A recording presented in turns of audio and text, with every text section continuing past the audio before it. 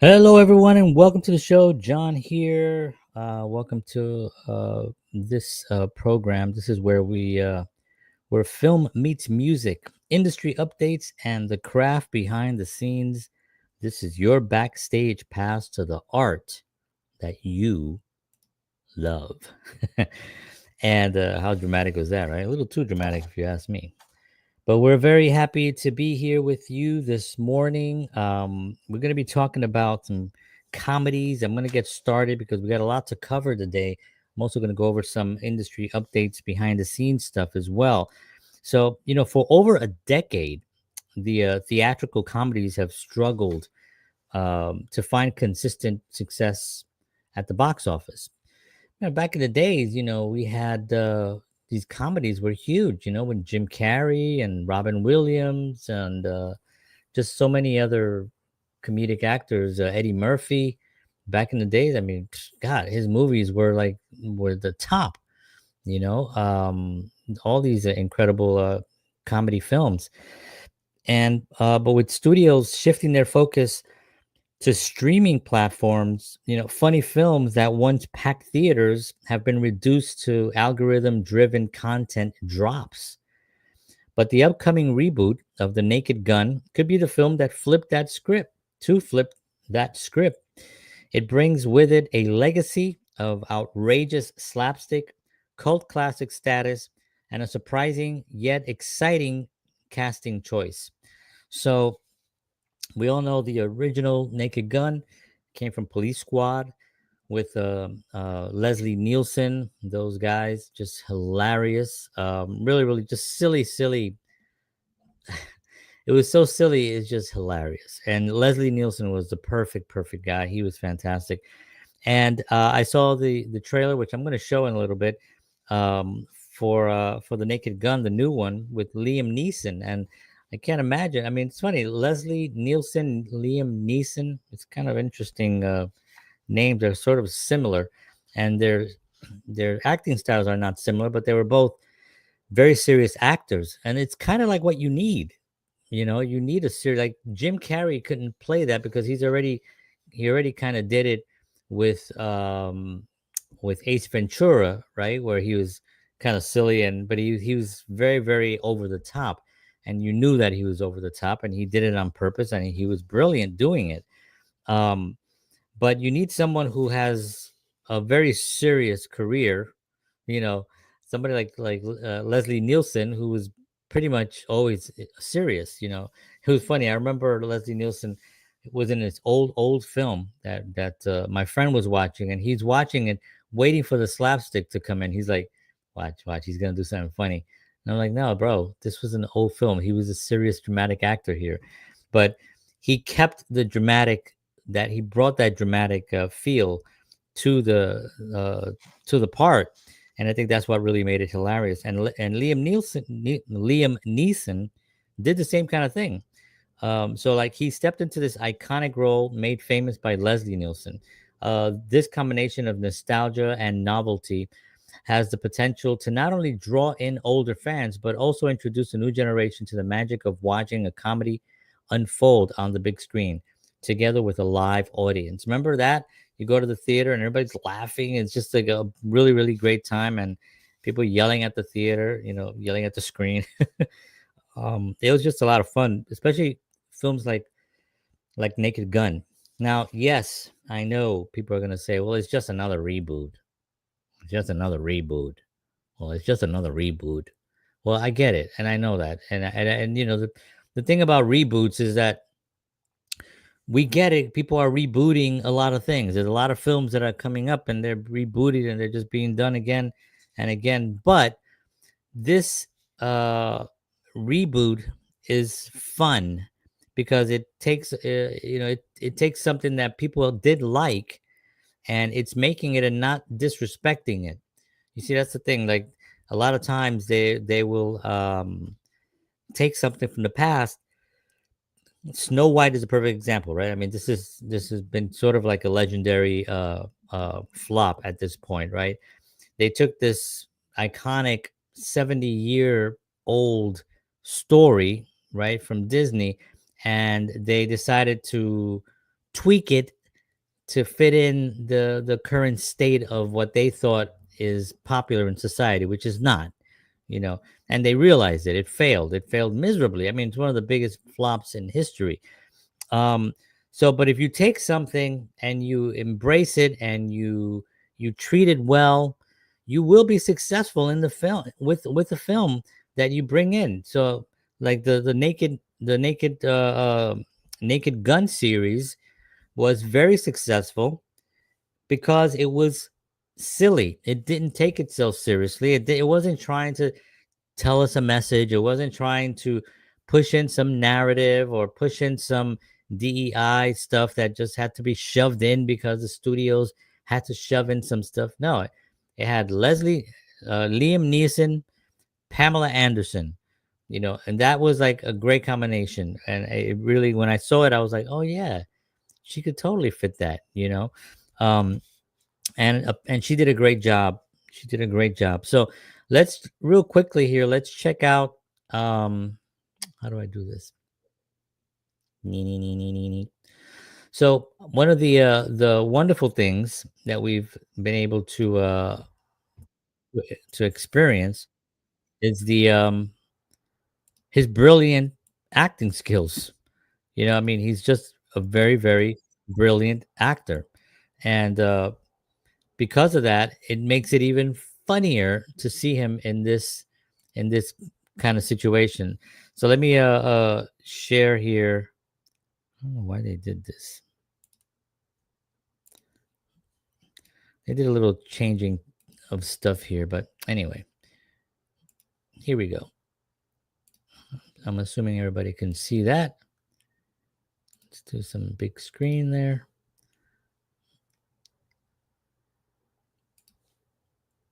Here's the trailer for The Naked Gun. Thanks. Once you kill a man for revenge, there's no going back. A voice in your head sang over and over, "That was awesome." Who are you? Drebin. Detective Frank Drebin. Thanks.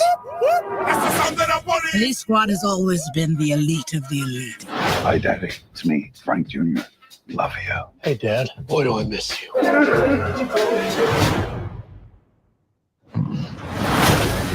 And you, Frank, are the best of the best. I need a bathroom. I need this room immediately. There's a line, man. Police business.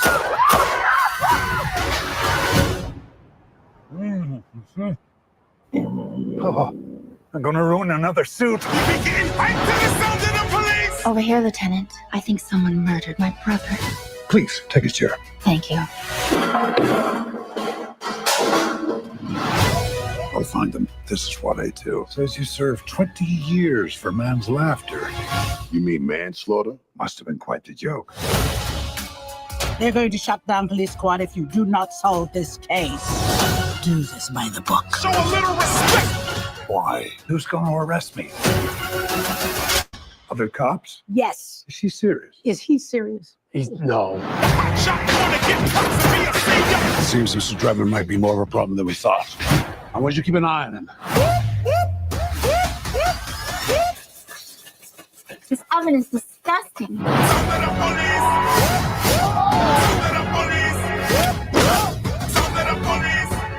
Rest assured, I won't stop until I've found justice. What do you want, little one? Your ass.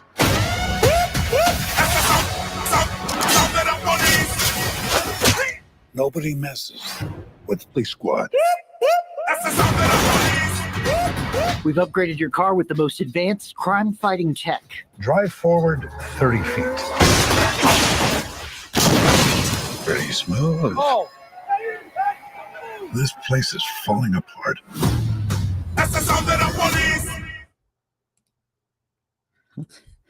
So there is the trailer for the Naked Gun. Silly. I like silly. I remember all the airplane movies back in the day, the Police Squad TV show. and then of course all the Naked Gun series and everything else that Leslie Nielsen did while he was alive, all that other silliness as well. I think it's funny. I like the fact that it's being taken seriously, even though it's ridiculous, and that's what makes it funny, and that's the part of it that's endearing. Um, but I think that with comedies, what makes The Naked Gun especially significant is that it dares to be funny in a theatrical landscape dominated by superhero spectacle, horror, and drama. Its success could signal to studios that there is a demand for laugh out loud, absurd, and over the top comedy in theaters, not just on streaming platforms. If it hits, it won't just receive a beloved franchise, it could spark a resurgence in theater comedies overall, giving filmmakers more opportunities to take creative risks in the genre. In short, The Naked Gun might not just be another reboot, it could be the comeback comedy needs.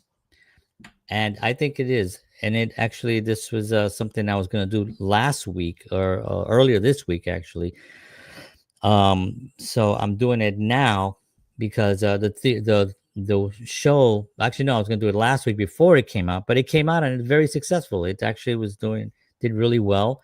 I think I went over it last night on yesterday's show, not last night, but it's number 3 in the box office in its first week. It made $17 million domestically, $28 million globally. Liam Neeson's comedy got great reviews, 90% on Rotten Tomatoes, and opened with line with projections. So it was in line with what they projected, which is pretty amazing. Some studios are pretty off with some of these kind of, is this film a risk?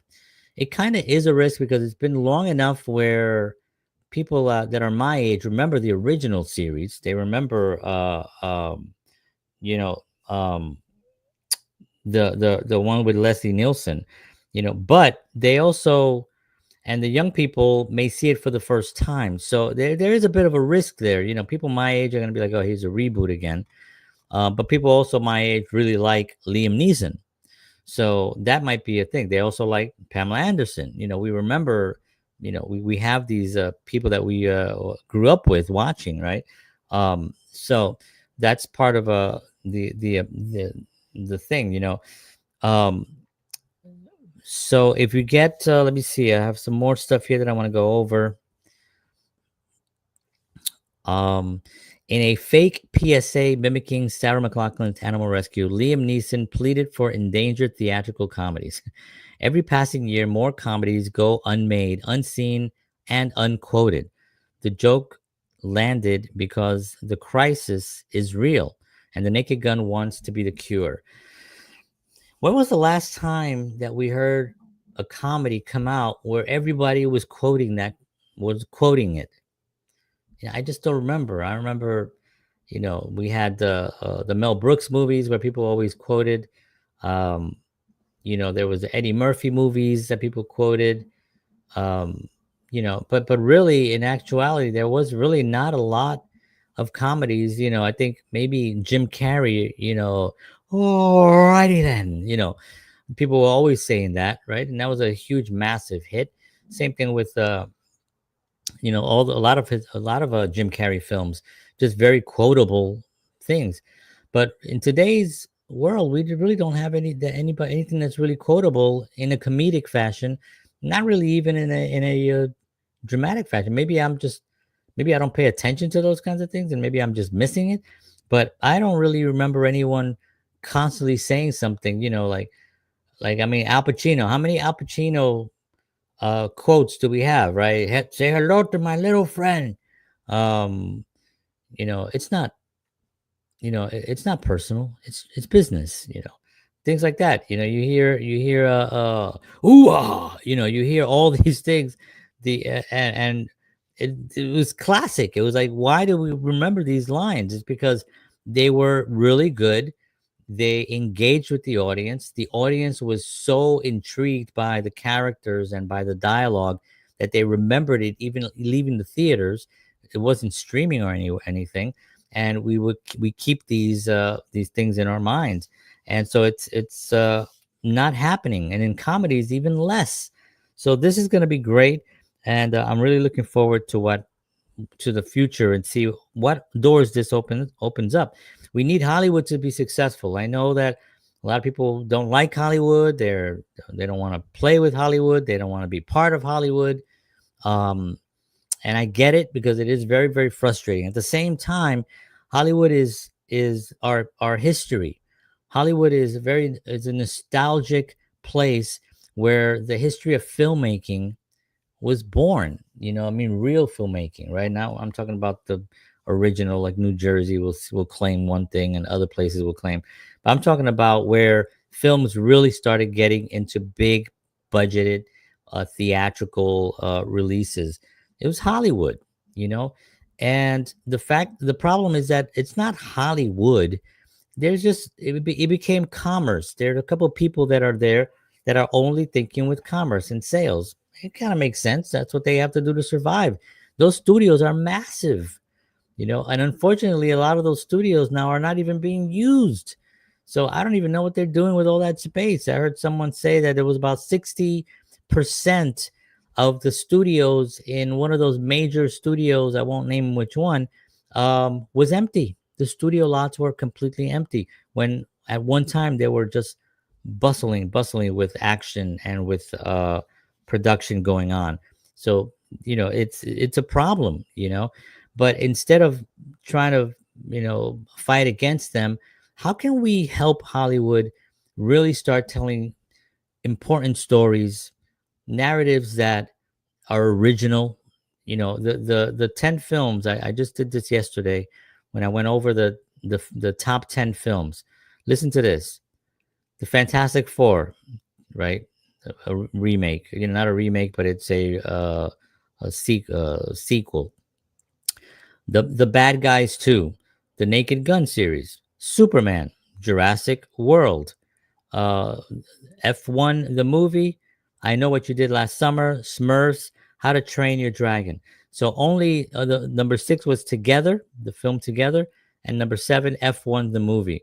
They're the only 2 out of the 10 that were original films. I mean, that's crazy. That's just bonkers when you think about it. So out of 10 top films, only 2 of them were original, and it's kind of crazy. So that's what we need to do. We need to try to we need to create, first of all, get yourself a team of people, of creators, and start making films. I'm working on a couple of things right now. I did 10 films so far under my belt. My last one did really well in a lot of festivals across the country. And I'm going to continue just to shoot and to try to tell stories and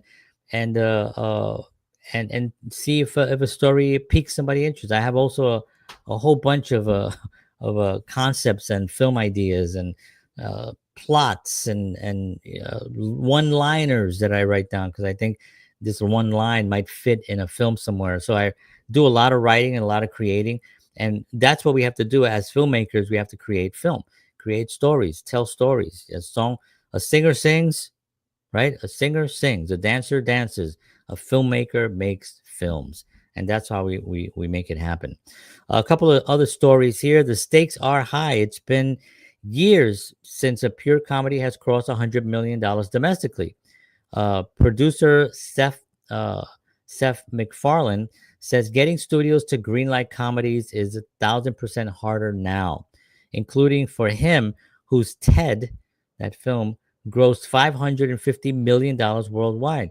This Naked Gun reboot itself was reportedly conceived for streaming before Paramount pivoted to theaters. I'm glad they did. It was actually just going to be in streaming. Why are theatrical comedies struggling? Well, according to MacFarlane, studios face an economic uncertainty and prefer safer bets over risky comedies, which is what I just said. On top of that, comedy writers are also chasing awards instead of laughs, steering them towards serious, dramatic materials rather than jokes. As he puts it, you can either win awards or make people laugh. Meanwhile, audiences now get their comedy fix from superhero movies and blockbusters that mix humor with spectacle, like Deadpool and Barbie. When industry insiders are asked about the last time they really laughed in a theater, many say Bridesmaids from 2011. Bridesmaids was a very, very funny film. Yeah, there were all those kinds of films like that, like the ones with Steve Martin. I can't remember the names now, but Princess of the not Princess of the Bride, it's another Father of the Bride. Those kinds of films, very, very funny films, family friendly to a certain degree. Some of them, those were definitely family friendly and just really, really fun stuff. So opening weekend's verdict: the film hit projections with $17 million domestic and $28 million globally. One of the highest comedy openings of the decade. At $42 million budget, it's likely to turn a profit, which is really great. And that's the key thing. They want to see it. If it turns a profit, Hollywood might get on board and maybe crank out a few more of these comedies, right? Let's just hope. Strong word of mouth indicators. The cinema score, 90% on Rotten Tomatoes, suggests that the film could have legs. And the demographic warning, 62% were male, 70% white, and over half over 35. A far cry from the young, diverse crowds that turned The Hangover and Bridesmaids into a phenomenon. If comedy's future depends on expanding beyond its aging core audience, these numbers suggest the genre still has work to do. So the numbers there show that just a lot of older people over 35 went to go see this film, the Naked Gun. So now we're looking ahead. Now we have some comedies coming up. We'll see how these do. McFarlane thinks that the moderate success could unlock comedy floodgates. With Scary Movie, Spinal Tap is coming out. A new Spaceball sequel is waiting. And of course, The Naked Gun needs to hold well next week to prove comedy still works. If it does, we may get a Naked Gun Part 2 and see how that goes. The film's marketing team knows what's at stake.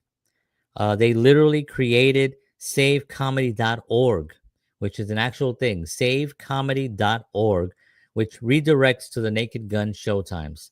Very, very brilliant. Very, very brilliant.